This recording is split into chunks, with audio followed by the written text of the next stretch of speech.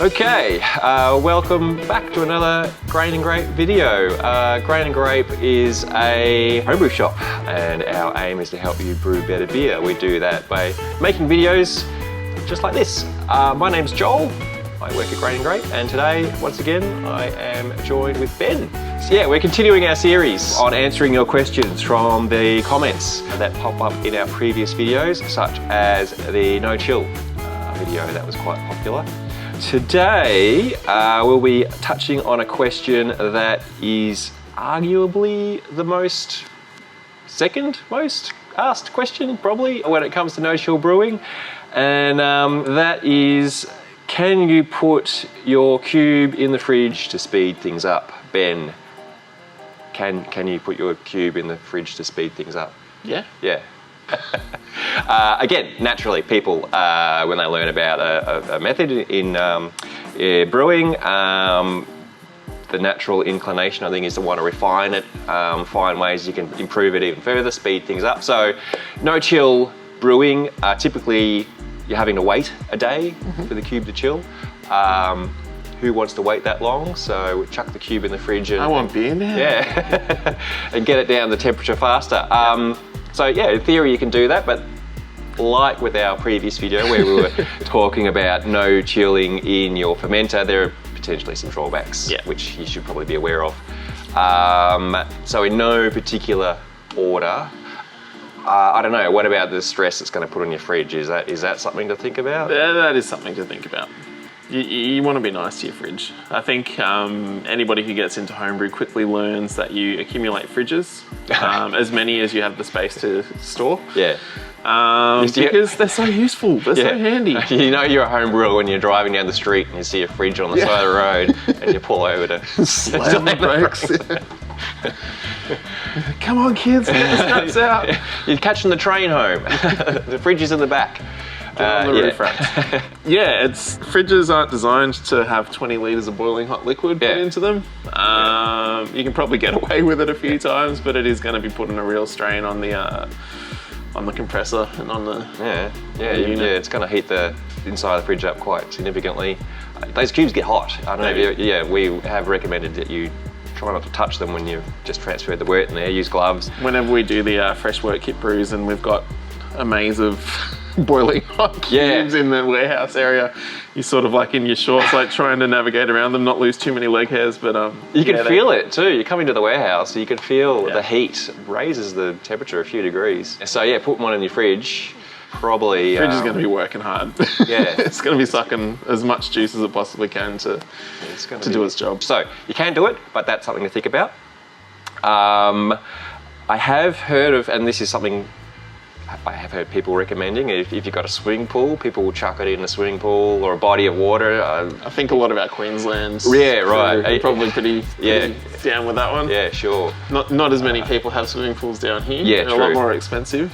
So I have heard of people doing that. If you live near a body of water, you chuck it in a creek or something. I've heard of people doing that. People who live in colder climates, putting it in the snow. I think all these things will put a bit of stress on the cube probably as well. Oh, okay. Potentially, like the chemicals in the pool. Yeah. I don't know, going from boiling hot to the freezing snow. Yeah, right. Make the plastic brittle or anything. I don't know. There's probably going to be some kind of chemical engineer in the comments who understands plastics better than we do that might have an answer for that. But if you do happen to be a chemical engineer, please do let us know in the comments. We'll get you in for the next video. But I guess those are all potential drawbacks, but I don't know if they actually are drawbacks. Yeah, sure.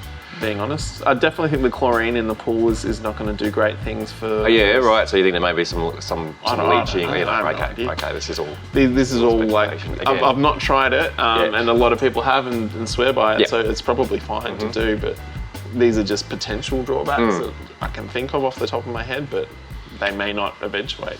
All right, so do we also then need to talk about pasteurisation at all, do you think? Because one of the key factors for no-chill brewing is keeping that wort at that high temperature for a period of time such that you're just absolutely sure you don't have any nasties that are surviving in that wort once you've transferred it.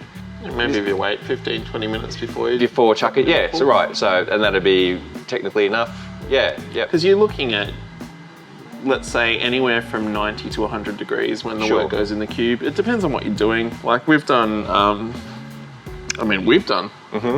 brews where we've played around with staggered hop additions at the end of the boil. So throwing some hops in at flame out at 95 degrees, at 90, at 85, at 80, and then cubing it at 80. And the amount of time that it's going to take to pasteurize the inside of the cube is going to change depending on the temperature of the wort as it goes in there. So if it's going in there at 100 degrees, you're pretty much like a few minutes would be more than enough to pasteurize. If it's going in there at 80, you might need, say, 20 minutes, half an hour, just to be sure. Yeah. Technically, you can pasteurize things at, I think, 60 degrees. 60 degrees if you do it for long enough. I'm a bit hazy on the exact temperature. It's around 67 degrees Celsius or something is the point. I think, I think there's probably like a graph somewhere that you can Google really quickly and easily. We might even try to chuck a link in the description to something like that. We'll see what we can find. But I've definitely seen tables of temperatures and times for pasteurization. They exist, they're easy to find. But that's something to consider as well. Cool. So they're all, maybe the practical things. There's not a lot really of potential drawbacks, but if anyone out there has some ideas that we haven't discussed, again, the comment section is your friend. Maybe one hidden drawback is there's going to be some flavour impacts potentially by chilling. If you're chilling the cube quicker, you're going to be getting a wort that is less bitter, potentially. Potentially. I guess that's been such a big conversation around no chill since it eventuated. Is if you're keeping the wort boiling for so long, then surely that's going to isomerize all your alpha acids, and you're going to wind up with this horrible bitter beer, and it'll never work on a hoppy beer, and blah blah blah. Yeah, there could be a show in that. Definitely. But I mean, I've never not.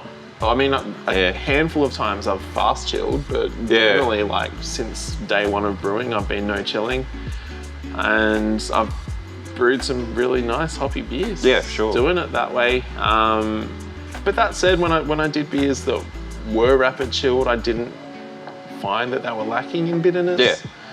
You'd be surprised how quickly you will pass through the isomerization range in a cube, because you're going to be losing the most heat in the first probably 20-30 degree drop, because the room temperature is going to be the furthest away from the temperature of the cube, so that like we said, you can feel the heat in the room when we've got all these 50, 60 cubes sitting there freshly cubed from the kettle, and that's because they're pushing all that heat out into the air. They're like trying to reach thermal equilibrium.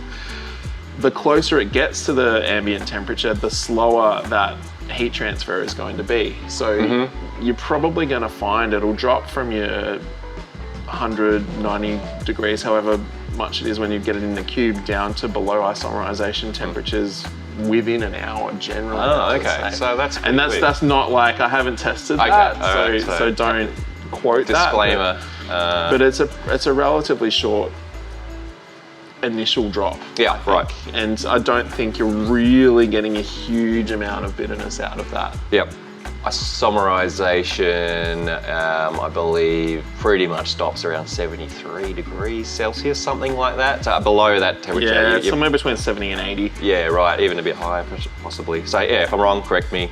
So, okay, but so potentially chilling the cube down quicker, you may, I mean, if you're worried about bitterness, that might be a way to have a less bitter beer in the cube. But again, this is when you know chilling, it's a process of recalibrate. You got to calibrate it to your style of brewing, what you like, and also what you've been used to. Like as Ben was saying, if you've always no chilled, it's just it's a moot point. Yeah, it's not something you're stressing over. It's just how you brew. If you've always traditionally chilled your beers and you're used to how they turn out, you're going to have to make some just mental adjustments to perhaps, or physical, actual adjustments to your recipes just to compensate for the cube. But that doesn't mean the beer is going to be any better or worse. I think this is a whole other show actually about, I think we could talk about sort of hoppy beers and cubing. I know Helen was saying something in one of her live demos that we recorded a while back and released a little snippet from that where she was talking about how our approach to bitterness has changed in recent years quite a lot. So the no-chill method I think fits in with that quite nicely. So yeah, if that sounds interesting to anyone, let us know and maybe we'll do a deeper dive on that in another video. So I think lastly, there may be an argument that says if you're going to go to the effort of chilling the cube down quickly and as quick as possible, you might as well just be chilling, quick chilling, fast chilling. What do you think about that? Is that are people breaking the spirit of no chill by You're ruining no chill by putting the cubes in the pool or the fridge? You're ruining Star Wars. It's whatever works. Yeah. There's benefits to the cube as well, which I think are potential drawbacks to fast chilling methods. So things like a plate chiller, like keeping them clean and sanitary is a pain. Yep. And immersion chillers as well, like having to run all of this chilled wort through ball valves and things like that is a potential infection source. Your plate chiller is a potential infection source. There's things that can go wrong, whereas with the cube it's I think a lot more of a robust process. There's a lot less failure points or potential issues from hot cubing because you have pasteurized that cube, you've filled it up with boiling hot liquid and you've effectively made a safe and stable environment for the wort to come down to temp. Whether you do that over the space of 12 hours or 36 hours, it's kind of a moot point. I mean, it was originally designed to save water, right?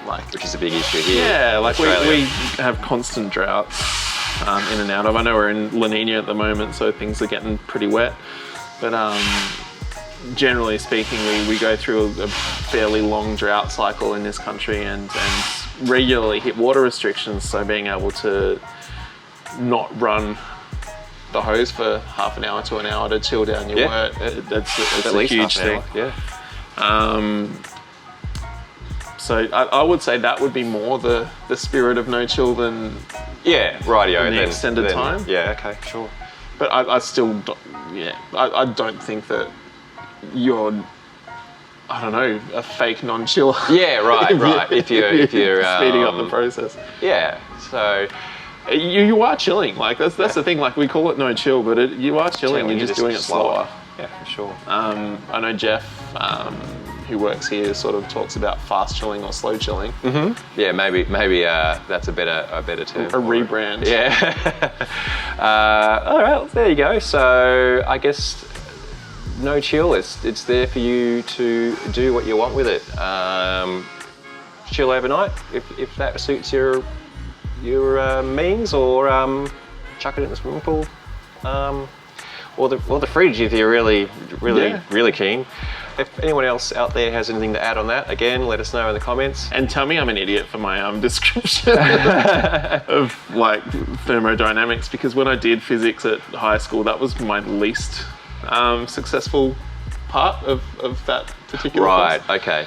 I think there was like a bunch of like binomial expressions and more advanced maths, which being that I chose to do physics and not advanced maths was a bit of a limitation for me. But you lost binomial. But yeah, thermodynamics was definitely not my strong point. So tell me I'm completely wrong in that assessment of reaching thermal equilibrium. So hopefully this has been useful for you out there, and stick around and we'll see you in the next one. Thanks, Ben. No worries. See ya.